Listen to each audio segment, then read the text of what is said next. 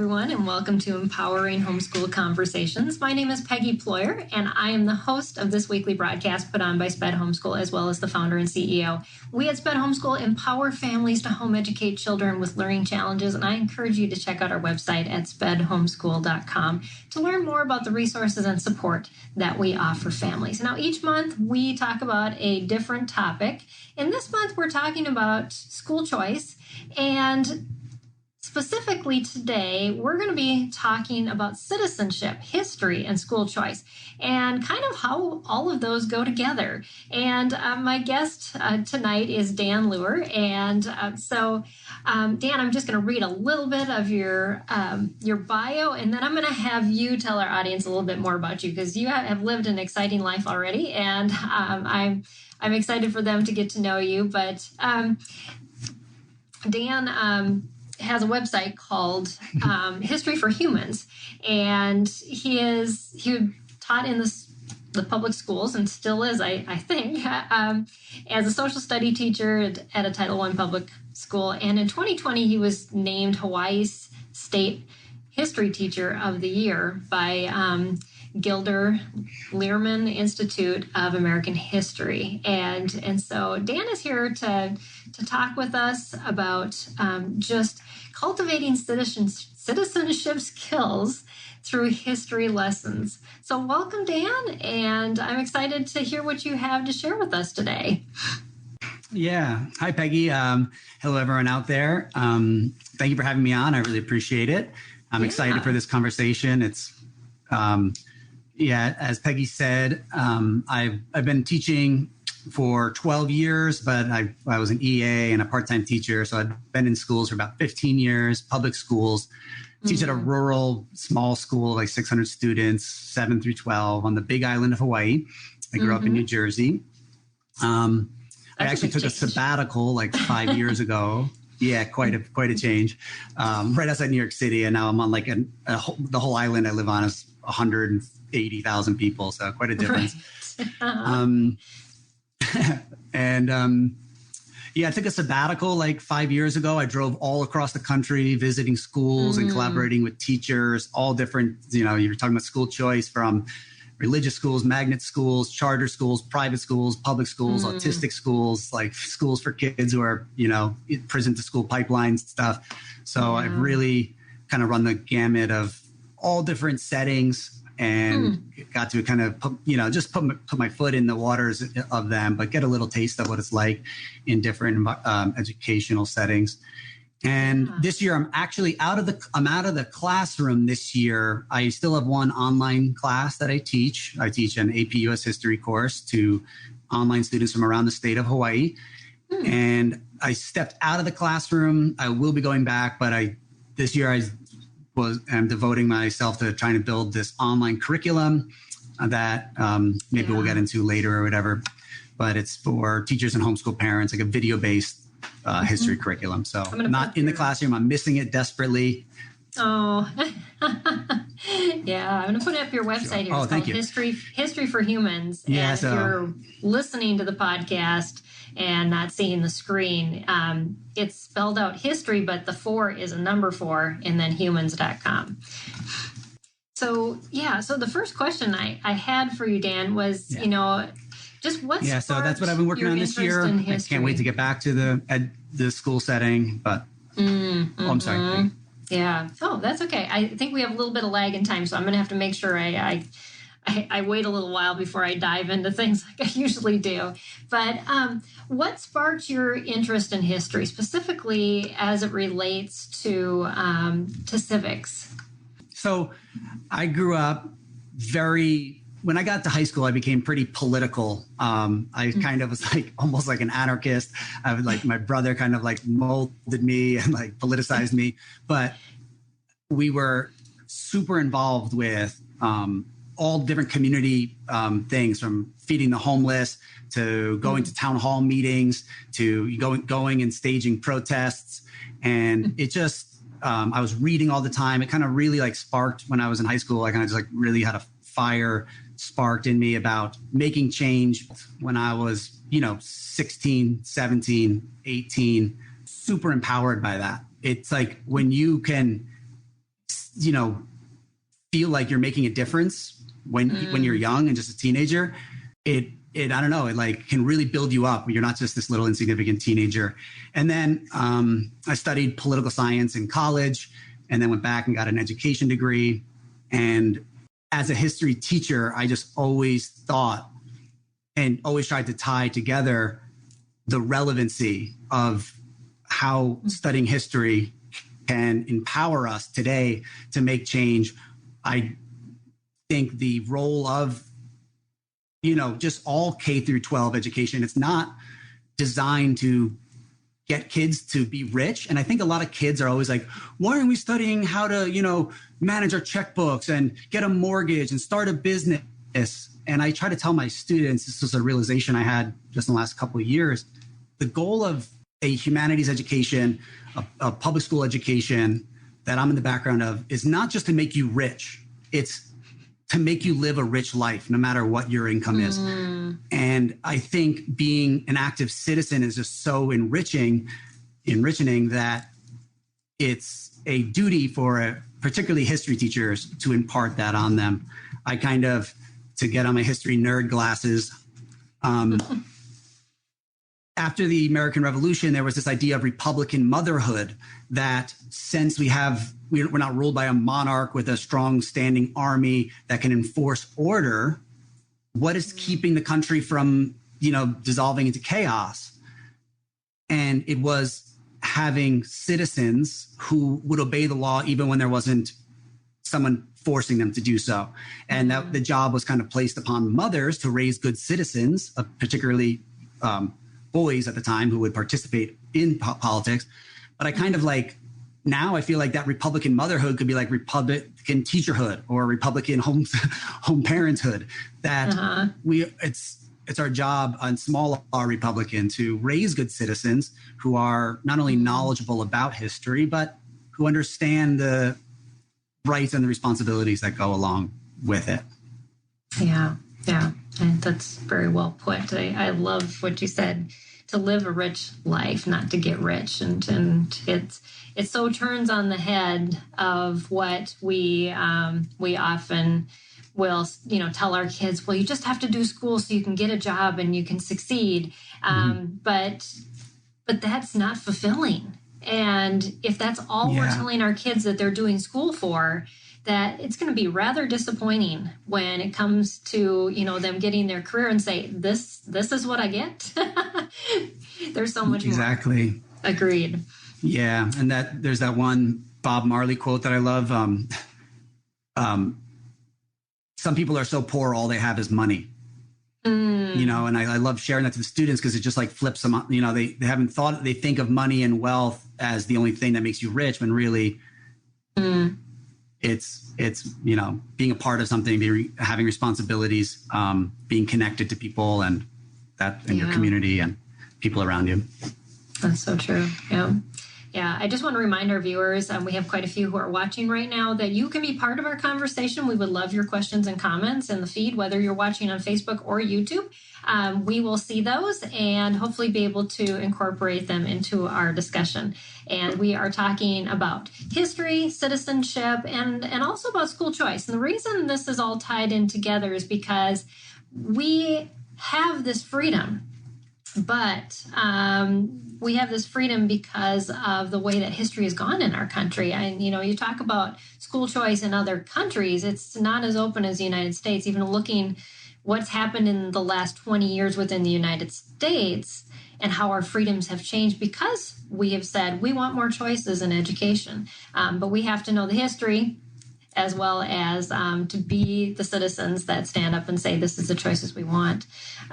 So kind of tying that all in, Dan, for parents home educating our next generation, can you tell us how historical knowledge affects that civic participation? Yeah, so I think first and foremost, like if you open any civics, textbook or workbook, the first few chapters before you get into, how to make change and be, your rights and responsibilities, it's going to be grounded in history, going back to the Greek and Roman states. So that is foundational. Without knowledge of your history, and particularly as American citizens, American history, the good, the bad, and the ugly, the whole story, it's the rights and responsibilities and the decisions you make as a citizen don't really make sense. And it's nearly impossible to take informed decisions when you don't have, history gives us the context. And even though it's looking into the past, it's sometimes in a way looking into the future because history doesn't repeat, but it often rhymes, as Mark Twain said. So, oh, wait, I've seen this before. It's not exactly the same, but when we tried that didn't work. So it is paramount to have a good, solid foundation in American history from the colonial days forward, but even like that is tied to European history, especially.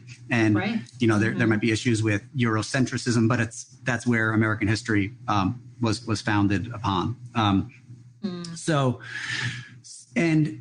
there's a strategy that I don't know if how many homeschool parents are using, like Google Forms is one way that you can do auto-graded quizzes and tests just to make sure for multiple choice, like you want to make sure that they understand, basics, who was, not just like the presidents and their parties, their achievements, but also things like, how long your representatives, Congress versus Senate, how many years of their terms, the president, how often they're elected, number of, 2-year terms.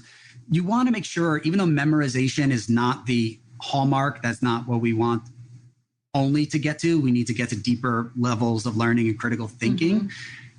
I actually want to push back against, especially in education and teachers, there's almost like they like turn down their noses at memorization. Oh, we don't need to memorize anything today because I can just look up who was the 13th president. I can look up when, why America won the War of 1812. But I think when you actually learn things and memorize things, it grounds you. Like not knowing that Lincoln emancipated the slaves and that helped him win the Civil War. Not knowing that, it's like I don't feel like you can share in what it means to be an American without knowing these things. And that's why there's a citizenship test to become a citizen. It's not just years of service. Oh, you've lived here for this many years without committing crimes. You have to pass a test because the history is what grounds us and connects us. And now today with being so globally connected, we need to make sure that we instill a good understanding of our history. So one thing I would encourage, you can try to get not get those out of the way, but just to ensure a good foundational understanding before you do the deeper level, project-based stuff and presentation, working on different skills to just make sure that they are mastering the content. I do like Google form quizzes, and there might be a 20-question quiz, and it's auto-graded. And what I make my students do is they have to get 100% on it. Okay. And so they have a little study guide. It has like all the major questions. And I teach at a struggling Title I school. And some of the kids are like, well, we have to get 100%. Sometimes I'll say an A, you have to get a 90. And maybe, if you have a struggling learner at home, maybe you only, maybe you can start as a B. But just for the foundations, who was the first president, who wrote the Declaration of Independence, the Constitution, the different parts, whatever it is. But I really think this can be a way to ensure a foundational understanding of history. These auto-graded quizzes, they can retake them. So, you got 3 wrong. Okay, let's look at the ones you got wrong and you can retake it tomorrow. And it's a quick quiz, it's like multiple choice, quick test. It's actually one of my mentor teachers when I was in high school. He wrote a book and he kind of introduced this strategy to me and the importance of it. It's called 100%, 100 or nothing, reimagining success in the classroom. And he was my high school teacher. And he just holding that bar up for the students to master the material, and then they can retake it as many times as they need. I think that's a really powerful thing that homeschool parents could be doing. And Google's just one of many different services that have auto-graded quizzes. There's a whole bunch that you can look up. And that can just be a good foundation. And why is that important? Because, when you're studying when you're thinking about current events, if it's this Build Back Better bill, you can think about how debt affected America in previous eras. You can look at how debt affected Venezuela if you're studying world history. And it's just, you need to have that historical understanding in order to take informed decisions today. Right. Yeah. And it's just that I can elaborate if there's more questions and more examples. It's like that internalized, just the basics, that so you have something to go off of, not just your own opinion that's coming out of the blue. There's actually factual things that you're basing, our kids are basing their answers on, or formulating new ideas for. So I love that. And Google Forms are easy. It takes a little bit of an instructional. I'm sure there's videos out there on how to create a Google form if you've never done it before. But yeah, there's Google for. I think homeschool teachers can get access to all that sweet stuff too. Mm-hmm. Yeah, and also if I can jump in, Peggy, just something I forgot. Another reason why knowledge of history is so important is because when you study the past, like if it's world history, ancient history, Middle Ages, or even early American history, you don't take what we have for granted when you understand how rare it is to have a country where people have rights, have the freedoms that we have, and what it costs to get there. Because like recent studies suggest that what is it, of millennials and Gen Z, like 50% of them don't think it's important to live in a democracy. And I really think that is from naivete on what the alternatives are and what it actually means to live in a democracy. And that has to be a foundation of history. So in order for students to be able to, and there's something that comes along with that, which is you can appreciate what you have, even though there's challenges that we all have, and there's still difficulties, and there's still things we can improve as a country.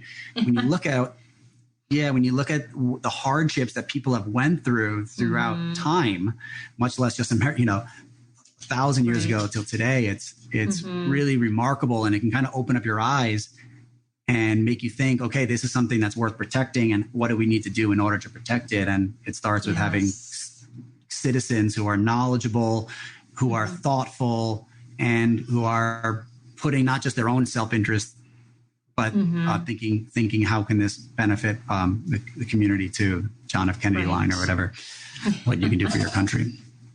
Yeah, that is so true. And we even see that within the homeschooling realm. I've been involved with just kind of the homeschooling movement, like right after, and I'm friends with a lot of people who were jailed for homeschooling. And now their kids are, kind of my age, and, their grandkids are now starting to homeschool.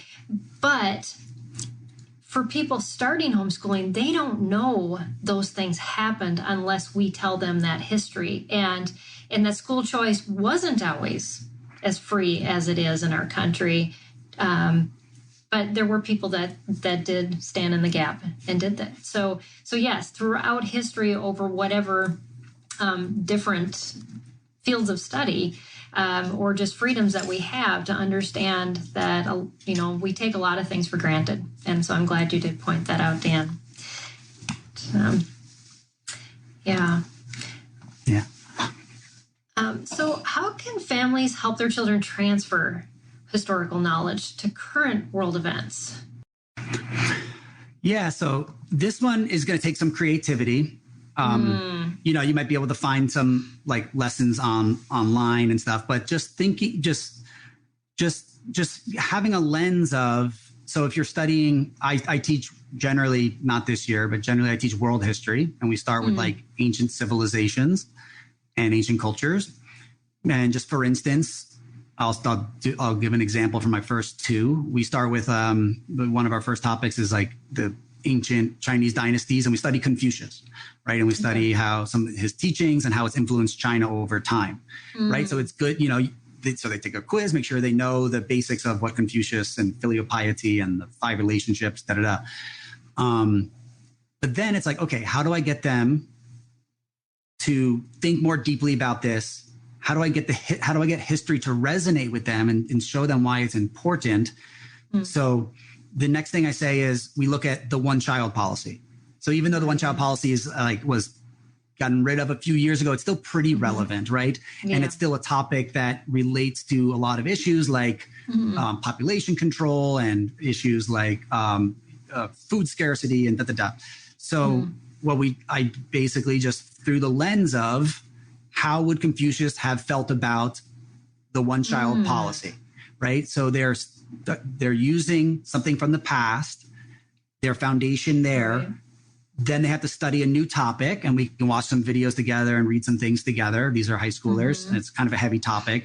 This might not be something you do with very young kids. Right, exactly. Modify as needed. but then they have to apply history to a current issue, right? And they have to wrestle with that. Yeah. You could do. Yeah, I don't know. The lockdown might be a strategy. Like, how would the Confucius have thought about that? But how would Confucius? Because he had a lot of beliefs about government and how government should act benevolently and not authoritative or not authoritarian. So you could do it through that lens. What would Confucius have thought about the Chinese Communist Party, right? Or the way they handled the lockdowns or the way they handled COVID. So you can, and you might not, it might be intimidating. And this is one of the things that it's like, ooh, I might, if I'm the parent, I might not know the answer. So I might not be able to correct, but I think the exploration that is going to be most valuable. Right. Yeah. So if you let go of the reins, like, oh, there's no answer key here, I don't know if it's right. if your child is applying history, it might not be perfect, right? And it won't be, but they're applying history to an issue today, and then trying to come to and. Yeah, well, it makes me think about how different people in one society can view the same current event. And by giving our kids the basis of why a certain segment would think a certain way based on their foundational beliefs, and then after having memorized what those foundational beliefs were, what would they think about this current event? It gives you the ability to be able to know that not always is what I'm thinking what everyone else is thinking, and to have some understanding and compassion there. Yeah, and then that's to understand different perspectives, different points of view is also important as a citizen. And you can do this all throughout your curriculum. So you study an issue, and then you just, you can make like, a lot of times I think people want to say there's two sides to issues, but I really think there's a lot more. How would different, if you're talking about, World War II and pre-World War II and isolationism, like, oh, should we get involved in just picking something randomly? How would, people in the military have viewed this? How would people with business interests with Europe have viewed this? Right. How would Jewish Americans have viewed this? How would, whatever, Republicans or Democrats, liberals or conservatives? That way you can look at it through multiple lenses and understand there's multiple stakeholders in this issue, and you get a more nuanced and complex understanding and seeing how this is. Just to go back to like ancient history, one of my first topics, we studied the caste system in ancient India. Yes.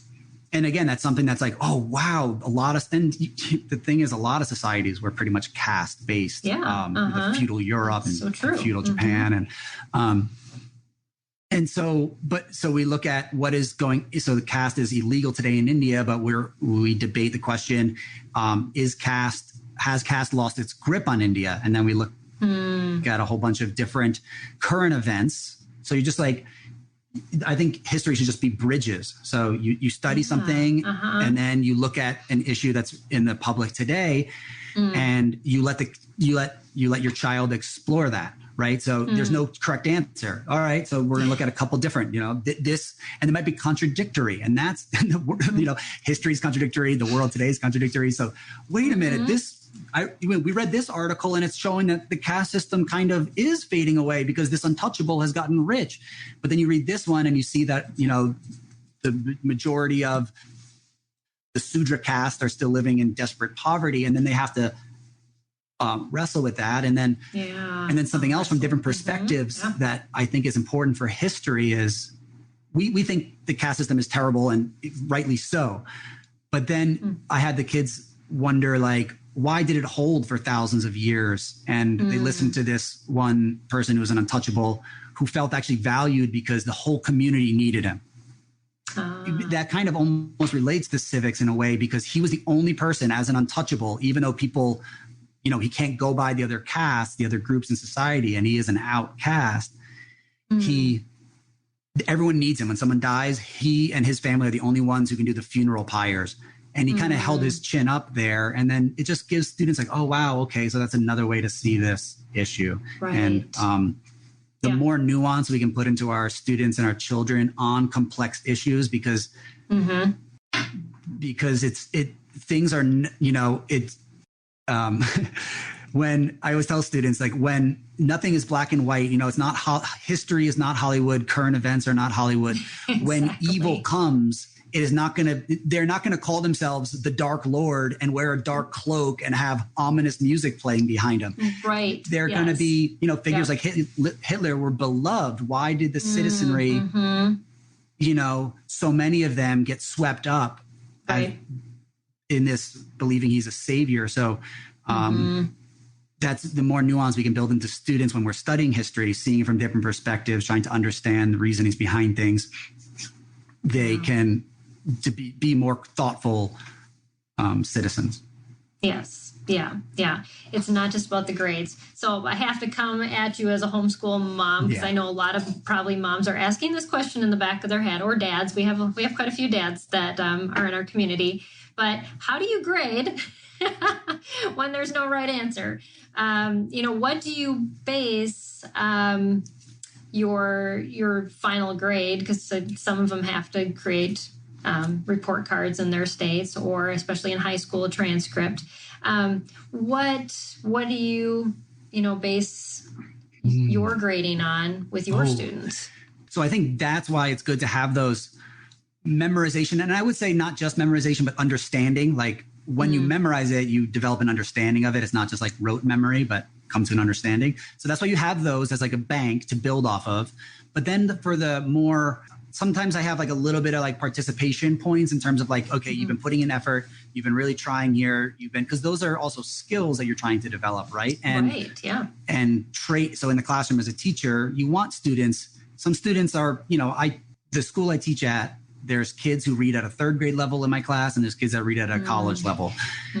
They're on uneven playing fields. And as a teacher, I'm supposed to be supporting both. So if the one who's has all the skills isn't applying them, then, and this other one, he's struggling to make the mark, but he's developing the traits and the characteristics and the skills to be successful, then I think there has to be some kind of padding there, not just participation trophies for just, oh, you showed up, but you worked for it, and but for like a project, maybe they're writing an essay here. There's no right answer, right? Is the caste system fading away? How would Confucius have felt about this? What would Andrew Jackson have thought about the Federal Reserve? No right or wrong answer, but what you do is you build a rubric that has used evidence, maybe you quantify it, you've used at least, 5 pieces of evidence and explained it to make a connection between the past and the present. Maybe it's the number of sources you've used. So you've used multiple sources, or at least 3 current events to apply to what we've studied in class. So that you could quantify things like that. Another thing is just for me, I'm always working on, if it's a written thing, I'm always working on one piece of writing at a time. So it's maybe you use transition sentences, you analyzed quotes within your paper. So you should build a rubric that rewards not just it's historically, it should be being applied to history. So you used certain, like the historical facts you've used were valid and accurate and relevant. So that should be there. But then you just build a rubric based on what skills you're looking for. if they're doing a presentation to their brothers or sisters or their other homeschool group, how well did they speak? How well was their eye contact? And you're grading on that. And then the quality of their argument just based on logic or reasoning. So I think that's what you want to be measuring in that perspective. Yeah. So and I want to encourage all you parents out there that there are, or if it's like something builders. A product they built or a multimedia presentation, you would be measuring, the professionalism, there's a key word that we use as teachers, pride of ownership, that you actually put forth effort in making it and not just winging it. Right. Yeah. Yeah. There's so many other things other than right or wrong answers that you can grade on. And so it's so important to remind parents of that. It can sometimes be daunting, and some of the rubrics that some teachers use. So can we talk about specifically what parents can do at home? Oh, okay. Yeah. I apologize. It's, I'm catching bits and then there seems to be a little delay.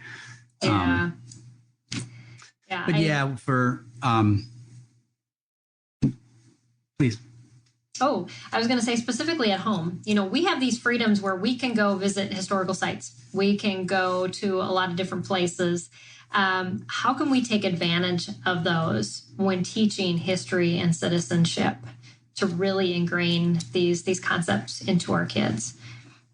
Yeah. So I think that's the big picture item, right? How do you apply these? You can do little projects, like I said, and tie the history to now. There's a resource that I can share that has a lot of good. They build historical thinking skills. It's just called SHEG. If you type SHEG in online, they have great. They build historical thinking skills, and it's from Stanford University. They have lots of free resources for parents to use. It's grounded in history, but it gets students to be able to develop historical literacy, thinking like a historian. It scaffolds the skills. So they have stuff that's for like elementary, and they have stuff for high school kids. But I really encourage, there's so many different activities that parents could be doing. Instead, so a lot of teachers, they like to do a letter to the politician. I think if you're a homeschool parent and maybe you're in a homeschool group, you might find you can go on a field trip to when they're doing a town hall, even especially now with Zoom town halls. So that could be a project that they're participating in civics with, and maybe it's tied to something in history that you've been studying. So getting in contact with politicians, I think, is super, super important. Your local representatives, think local. What is it? Think global, act local. I really think until we're adults, we should be thinking local and acting local. The more we can get involved in our local communities, the more we, do they know their local politicians? I think even by middle school, to have your students know how the county council works, contacting them, writing letters to them, and you can do projects. What's great is you can do projects. What does your kid love? Do they love skateboarding? Okay. Well, then maybe they can do a campaign for like a skate park in town, right? Right. Do they love the environment? Do they want to make sure that there's more, recycling bins, even though recycling, we know a lot of the recycling isn't actually environmentally quite so sound as we were led to believe. But that might be, but to do an educational project about how to actually reduce and reuse rather than recycle. But going to actually just like participating in those local issues. If they are like on by the ocean. So we do lots of we've done beach cleanups and service learning projects with our kids. So for 1 year we did there's a beautiful beach and valley right by our school. We did we did, it was actually tied, this was more tied to science, but I can't remember exactly how I tied it into history, but it was just more like a civil service learning project for my class where we did beach cleanups. We studied the water because there was a lot of pollutants that were coming from upstream. So we studied that, the fertilizers. I think you can work with the passions of your kid, figure out what it is, and then how could they get involved locally on that issue? They can look at recent bills. You can study, what resolutions are up for a vote. That's super important. And, maybe they organize something, raise money for something. But I think there's a saying like you can't read about push-ups, right?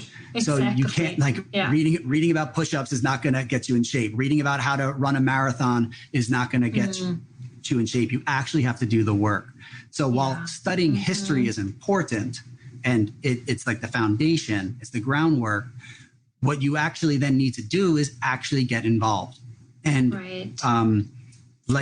it is so empowering to get kids involved and not, I'm a little weary when students who are in middle school or elementary school or even high school are, we don't want to activate them and we don't want to, I fear there's a lot of teachers out there, and I'm sure that's maybe why there's some of your audience decided to homeschool because teachers are generally, most of them are, especially where I'm from, most of them are pretty liberal and some of them are very radical. And then they kind of not just indoctrinate, but activate. So they make kids take action that they're basically is on issues that the teacher is passionate about. And then they use them to get them to take action. And the kids can get into it and it can spark passion. So there is, maybe something there. But that's why I think when it's not the national politics that is so contentious and when it's local, not to say you can't do anything at the national level and write to your senator or write to your governor, or sorry, that would be state level. But I'm thinking more just township when you're young. Right. Yeah. But so I'm a little weary of like activating kids, but more getting them experience in how to, make change that is important. So if we know that there's one area in town where people keep speeding and we need a traffic light there, or we need a crosswalk there, that's something that kids, when you're in middle school, you can actually affect change on that. There's to save a park, to plant more trees, to do a beautification project, to clean up an old area that's like kind of crumbling, build a playground in this part of town. These are things that kids can become involved in, and when they can do that, they can realize how to take larger actions later. So I think one thing is just get involved in civil projects and service learning projects. And how do you grade these? You can imagine, tie it for whatever their interest. You can kind of do this thematically. So imagine they're into community gardening. Okay, you can tie this to victory gardens during the World Wars, right? So they study how victory gardens were during World War I, World War II, and then they apply it and build connections. Maybe they make a plaque. If they're interested in parks, so like they want to conserve land or improve a park in town, make it more child friendly or get some skating things in there. Sorry, I'm a skater. I was a skater because I keep referencing when I was young. But then you can study the CCC during the New Deal and some of the public work projects on how they were involved and make connections there, bridge gaps there. So whatever the issue is, turn it into a research project. Okay, let's look in history how this was, where's a root in history that we can latch onto, study that, and then that could be a grade. And then that makes history, come alive. It gives them a reason to study it. It sees the relevancy right in front of them. And it's something that they're not going to forget. They're going to have an emotional attachment to it. Yeah. And that is the goal of teaching, and you can't do that for every project. So maybe you can't be doing that every week. Like, we're going to, plant the town garden, but that might be something you do once a year. It might be something twice a year, but those things they pay dividends later. Right. Yes. Yeah. So that takes some backward mapping, and planning out how you're going to do that. And if you just typed in, there's lots of resources for service learning projects, or PBL, which is just project-based learning. But I really think the next level, instead of just project-based learning, where they might make a multimedia presentation, make a, give a TEDx talk kind of thing. Instead of that, tie it to service. Tie it to, raising awareness about a health issue, being, whatever it is, so if it's about health issues, maybe, study when the foundations of Coca-Cola in the 1920s with prohibition and stuff. So you can always, I think, find something to attach it to in history, have your student, every child do some research on it. And like I said, just kind of try to bridge that gap, Yeah. Yeah. And I remember having a guest on a while ago, and they brought up the concept of how when we have a relationship with something and it brings in other people, that learning sticks more than anything else that we will ever study or learn, because we are relational people. And so we learn best through sharing stories and being involved in each other's lives. And so it's very important that you bring learning out of the books and into these places like Dan's talking about. I just love that. Here's a few quick things that you should be doing with history to build civic skills and citizenship skills. Do profiles in courage. Again, I'm quoting JFK. I don't know why it's on my mind. But when you're doing biographies of different people from, Rosa Parks, George Washington, Susan B. Anthony, have them study, because when you're studying people, Malala Yousafzai, whoever it is, you can see how a human impacted change, right? And I think you could do visual illustrated timelines of them. But I think a lot of people try to focus on their achievements. Oh, what did Frederick Douglass achieve? What did Abraham Lincoln achieve? But what I think is also equally important for our young ones is, what difficulties did they face? So what obstacles did they surmount, and how?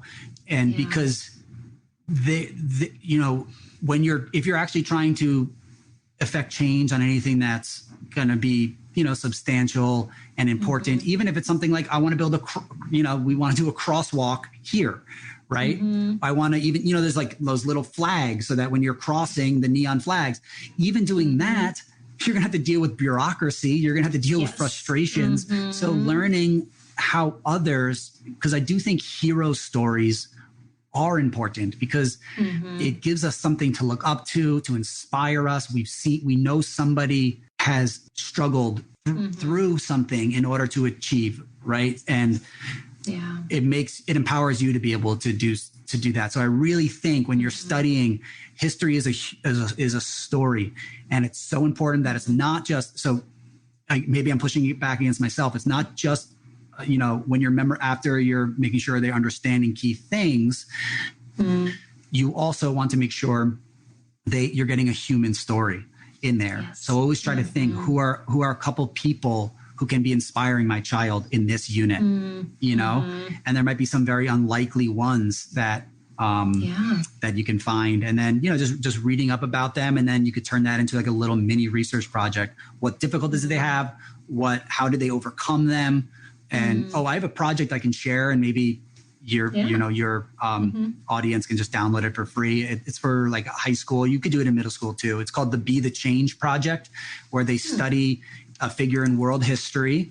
You could adapt it to American history. I make one rule, because it is world history, and they're going to get a lot of American history. No American figures, I say. It has to be world. So you could just change it if it's a U.S. history class. And they have to study that person. What difficulties? So, quick bio. What is their legacy? Like kind of in the introduction, and then what challenges did they go through in life? And how were they able to overcome them? And then what were they able to achieve? And then the last part is, and this is the key thing, what has this person inspired you to do? Or how can you follow this person's example in order to make a change on an issue you care about? Yeah. And I just get such beautiful essays from my students every year. And then they form like discussion groups and they share with one another.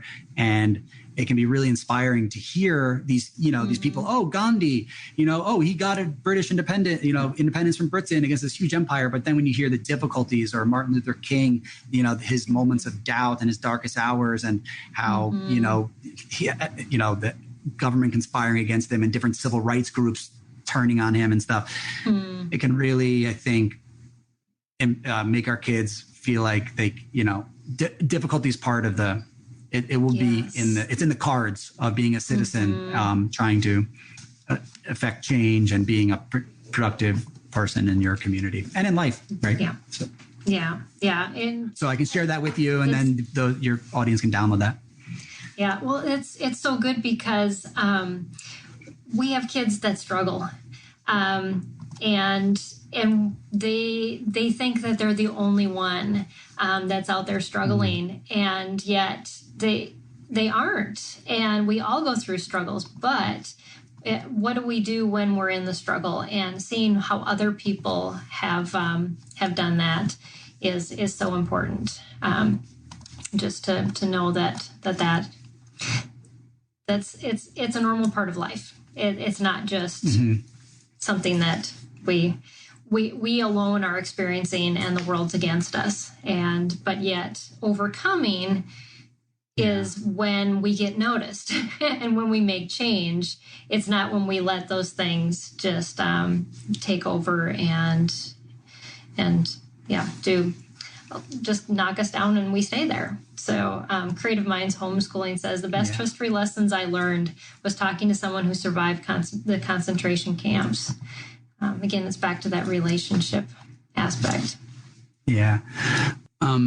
And then I know we're kind of running a little low on time, I can share one other thing that they could do, which I think is important for a lot of, I know definitely in the teaching profession, and I'm sure some of that leaks because that's based on state standards and stuff, goes to you homeschool teachers as well, homeschool parents, is argumentative writing.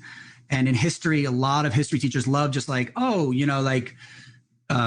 should they have passed the second New Deal, if you're studying the Great Depression, or you tie it to a current event, should the Build Back Better bill be passed, just to pick something and then it's just yes or no, right? And then you grade them based on using evidence and then explaining the evidence and having a good thesis, and that's okay. But I really think the next level that actually builds better citizenship skills for our students, and also just builds better kind of entrepreneurial skills as well that can be transferred, is how do we get different groups to come to a solution on this issue?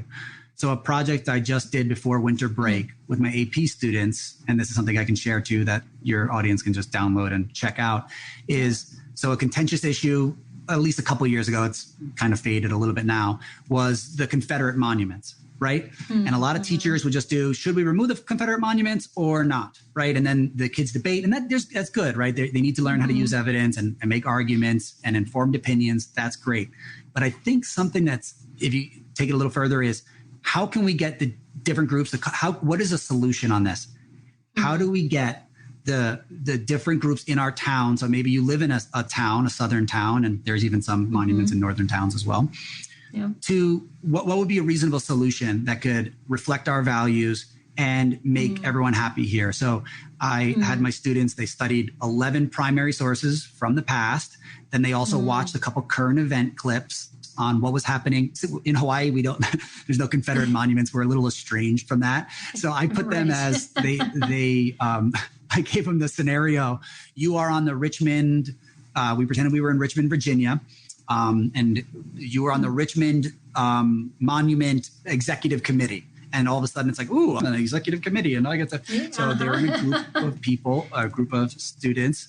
And that's empowering. I feel, so I think when you make scenarios, you are this for this project, that can be really cool. And then they had to, study those. And then they had to come to a solution. They had to, how does this, how do the pro-monument people feel and why do they feel that way? How do the people who want to tear them all down, how do they feel?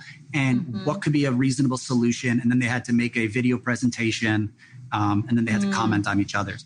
But I think that is so much more. And even though it's, hard to actually get, there's a lot more dirtiness that would come, political contention that would get in the way if they tried to enact that solution. But at least they're thinking, how do we actually bridge the gap? It's great to say they should come down or shouldn't, but it's the work of citizens today. I think the number one thread, and I think we all kind of know this, in America is not another country, but us not being able to listen to each other, us not being able to talk, even at Thanksgiving dinner or Christmas dinner, like, oh, don't talk about politics because it's going to erupt in it.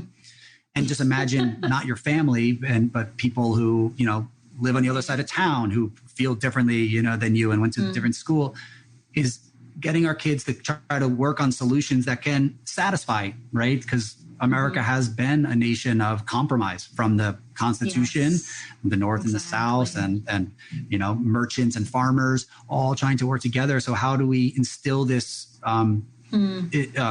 skill of coming up with reasonable solutions that are reflecting our values, but also can satisfy, that we can live with together. So and the projects, this was the first year I did it. It turned out great.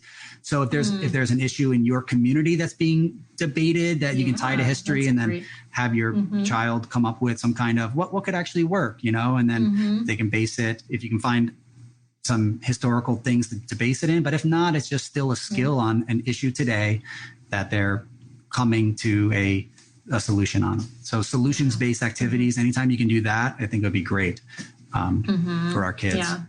Yeah, I know Dan has shared a lot of resources, and he's already shared a lot of those links with me. I'll make sure that they get into the YouTube feed after the show so that you can go on and just click on those instead of us putting them up on the screen and you trying to scramble and write them down or pause the screen and get those written down. So we'll make sure that we get you those resources, because Dan has a lot of great stuff, and I want to make sure that you are able to access that. So Dan, as we are closing out our time, I would just love for you to talk a little bit about your website, History for Humans, and just what parents may be able to find on your website. Sure. And I just want to give kudos to your audience member who shared about the concentration camp, the story. I brought in a virtual guest. Like, there are some silver linings with COVID and how it's transforming education. And he gave a virtual talk about surviving the concentration camps. So, and all of my students at the end of the year reflection. And I thought it was going to be a little boring for the kids because he didn't really have a video and he didn't have much multimedia. And he was just he's like, I'm just going to speak about my experiences. And I have some pictures and I'll show, but for like 50 minutes, and I'm like, wow, my students, ninth graders, I don't know how they're going to handle just somebody speaking. And while they're at home, most of them, just looking at their screens, so many of them said that was the most powerful lesson all year. To which I thought, I'm like, oh man, what about all the crazy activities I do? But a story can be super, super, super, it resonates because you put yourself in their shoes. And you might be able to just throw one more thing before my website. Yeah. If there's like a local change agent in your town or like a local politician who's inspiring, telling their story on how they got involved. And with Zoom, it's easier than ever. They might be able to come in for 15 or 20 minutes, but that could resonate, you never know how one person's individual story can make a change, more than reading in the book. It becomes more real. But so my website, historyforhumans.com. I left the classroom this is my first year not in the classroom in about 12 years, but longer. I was doing EA stuff before that. And I realized after COVID hit, and so many teachers were scrambling, looking for like lessons and how do I teach my kids and what's like distance learning. So I started to create story-based curriculum. So I'm really big into stories. I think stories are what have us make sense of the world. So I have a high school curriculum that's post-Civil War. So starting with the industrialization to the civil rights movement. And I'll be making some more later, but I put that on pause. All different, and there's full lesson plans that go with the videos. So there's like 12-minute YouTube videos. Those are free. You can just watch them online. But then there's lesson plans that go with them. There's a quick interactive note sheet. There's a Google Form quiz, so it's auto-graded. You can make sure they get 100%. And then there's a critical thinking activity that goes alongside it. Maybe they're reading primary sources. Maybe they're designing a logo for like a civil rights organization. All of them are varied to keep students engaged in different skills and not getting like, bored doing the same thing over and over. Right. Yeah. And then lastly, I started to build like an upper elementary curriculum, and I have about 7 episodes and 7 lessons for like maybe 10 to 12-year-olds. And some middle school would be good for it too. So I have some Civil War, and now I did a Trail of Tears, and now I'm doing Alamo and Texas Independence. Right now I'm editing it. So lots of good history stuff with full lesson plans so that you don't have to scramble and still find a whole bunch of things to do that you can download.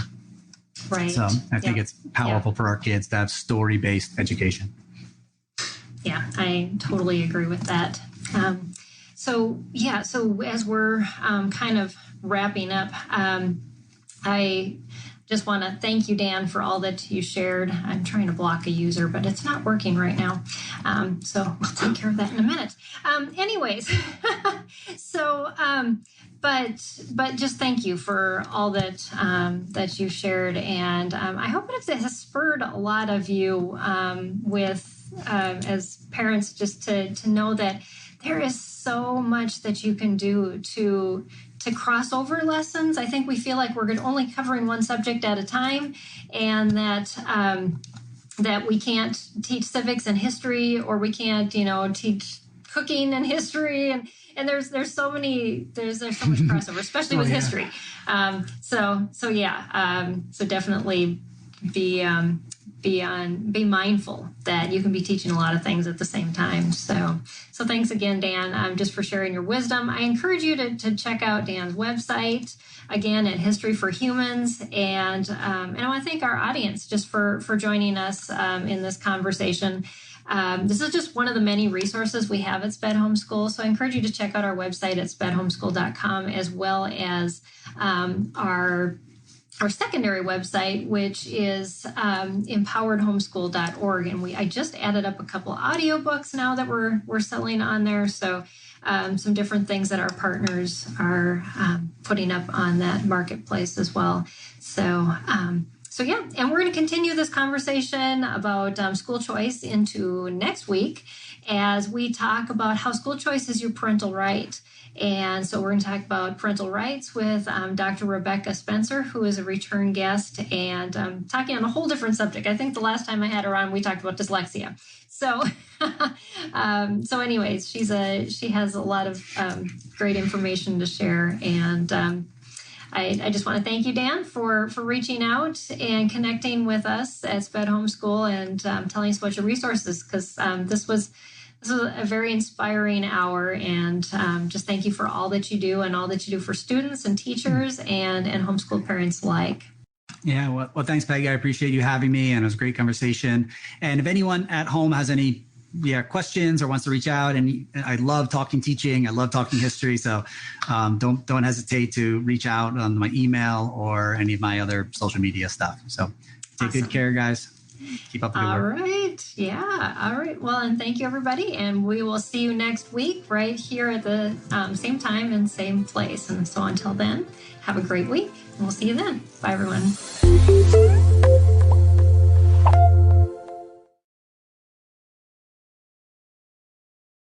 This is my skyship, Dreamer. My cargo is stories, and our destination, dreams. With Abide Sleep Stories for Kids, you can help your children fall asleep fast and learn about God. To find these kids' bedtime stories, go to lifeaudio.com or search your favorite podcast app for Abide Stories for Kids. You can also download the Abide app for more biblical meditations at abide.com.